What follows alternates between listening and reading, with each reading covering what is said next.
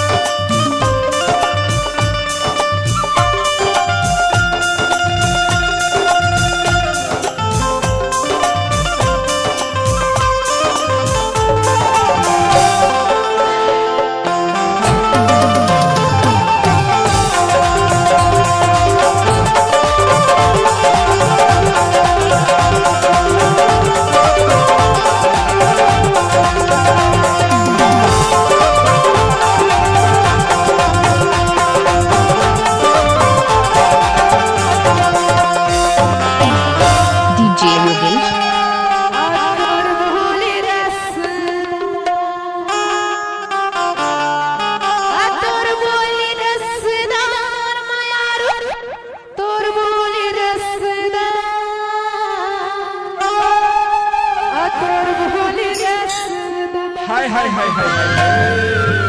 अभी ठपान लगे जोड़ीदार डीजे योगेश तोर बोली रासेदार बोलेगा, तोर बोली रासेदार, तोर बोली रासेदार, तोर बोली रासेदार बोलेगी, तोर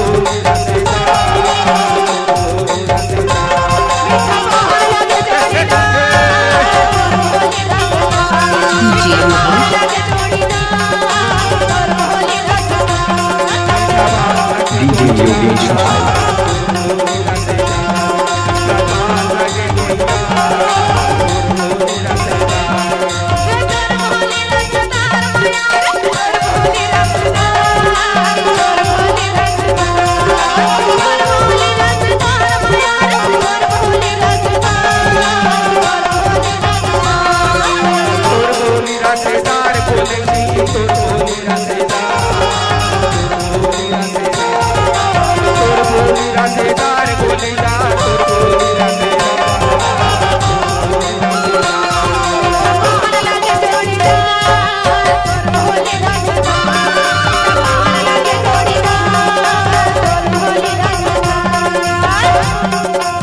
डीजे योगेश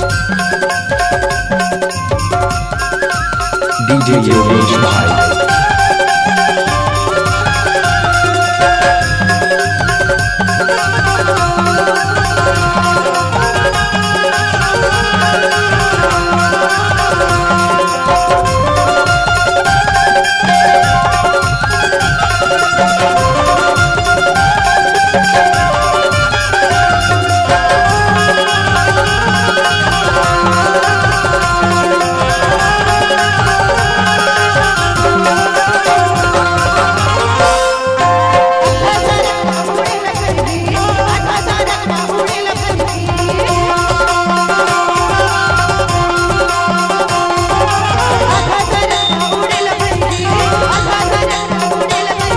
डीजे योगेश भाई